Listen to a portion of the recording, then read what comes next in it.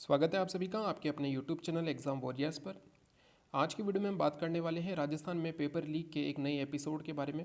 जैसा कि आप सभी जानते हैं कि आज राजस्थान थर्ड ग्रेड भर्ती का पेपर था और इस पेपर में पेपर लीक का मामला सामने आ गया है। तो जैसा कि हमने 2 से 3 दिन पहले भी बात की थी कि सीएचओ भर्ती का जो पेपर लीक हुआ है, अब आने वाली रीट की भर्ती किस प्रकार होती है ये देखने वाली बात होगी। क्योंकि जिस प्रकार से पिछले 4 सालों में या हम बात करें तो पिछले 10 सालों से ही ये जो एक नई चीज़ निकल कर आई है पेपर लीक की, और पिछले 4 सालों में तो ये हर पेपर में देखा गया है कि हर पेपर लीक हुआ है। ऐसा कोई पेपर नहीं है जो कि लीक नहीं हुआ है। कई मामले सामने आ गए तो कहीं पर दबा दिया गया है, जैसा कि सेकंड ग्रेड में भी हुआ था।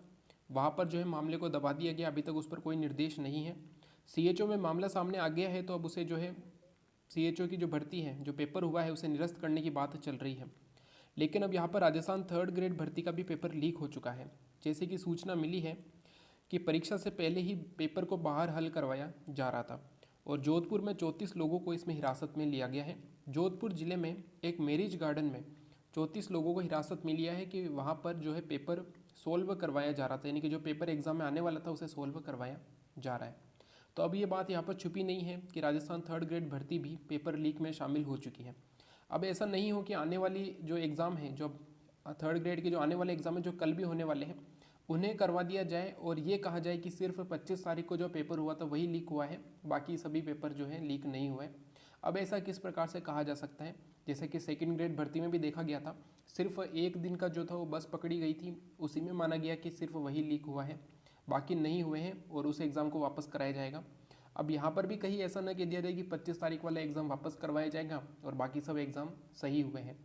तो ये तो देखने वाली बात होगी कि आगे के समय में क्या होने वाला है। लेकिन आप सभी को एक चीज़ ध्यान रखनी है कि इस चीज़ को अगर जड़ से ख़त्म करना है तो सभी अभ्यर्थियों को जागना होगा।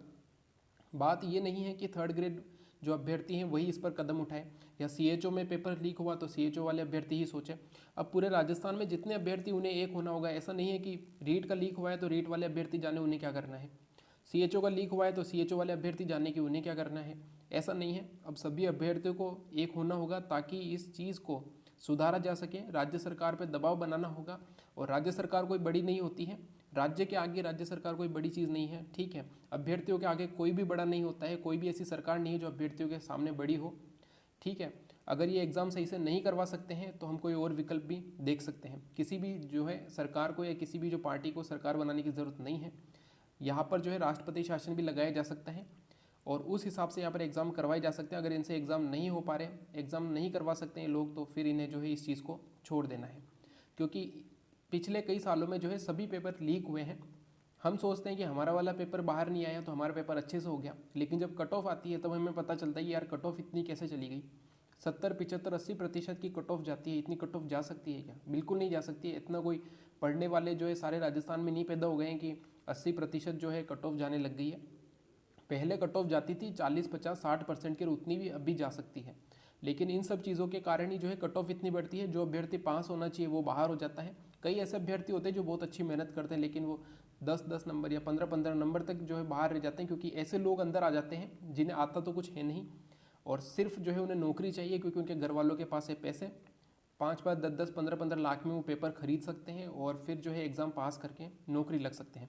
और यही वो लोग हैं जो आगे जाकर इस जो ये जो चीज़ है इसके अंदर शामिल होते हैं। यानी कि एक तो वो खुद इन तरीक़ों से लगते हैं और लगने के बाद जो है फिर वो पैसों से अपने और परिवारजनों को भी इसमें शामिल करते हैं, उन्हें भी नौकरी लगवाते हैं। और आप ये मान के चलिए कि आज के समय में जो ये राजस्थान में सरकारी नौकरियां हैं, इन पर बैठे हुए 30 से 40% लोग जो है वो इसी तरीके से लगे हुए हैं। इसमें कोई शक नहीं है, किसी को कुछ कहने की ज़रूरत नहीं है, क्योंकि ये सभी लोग वही हैं 30 से 40% जो इस तरीके से पास होकर एग्ज़ाम लगे हैं। आप लोग नहीं जानते हैं कि 2018 में जो एलडीसी का पेपर हुआ था उसमें आज के समय में 30 से 35% जो अब लगे हुए हैं नौकरी, वो सब फर्जी तरीके से लगे हैं। इसके अलावा पटवारी में 1500 लोग जो है वो फर्जी तरीके से लगे हुए हैं। वो सबूत सामने नहीं आते हैं तो इसका मतलब ये नहीं होता है कि पेपर लीक नहीं हुआ है। अब आप सबको सामने आ ही रहा है, सीएचओ का पेपर लीक हो गया, सेकंड ग्रेड का लीक हुआ है, अब ये रीट का भी यहाँ पर लीक हो चुका है। इसके पहले कंप्यूटर इंस्ट्रक्टर के भी क्वेश्चन बाहर आ गए थे। तो ये सब चीज़ें चली आ रही है। पिछले एक साल में आपने कम से कम 6 से 7 भर्तियाँ देख ली है जिनमें कि पेपर लीक हुआ है। अब तो यहाँ पर जो है अभ्यर्थियों को जागने की कोशिश करनी होगी, एक दूसरे के ऊपर नहीं कि थर्ड ग्रेड का लीक हुआ है तो वो थर्ड ग्रेड वाले अभ्यर्थी जाने की उन्हें क्या करना है, वो उनके ऊपर जिम्मेदारी है। ऐसा नहीं है, ये जिम्मेदारी पूरे राजस्थान के सभी अभ्यर्थियों की है। उन्हें ही अब जो है ठोस कदम उठाना होगा। और जो भी आपकी राय है वो आप कमेंट बॉक्स में बता सकते हैं। Thank you. जय हिंद, जय भारत।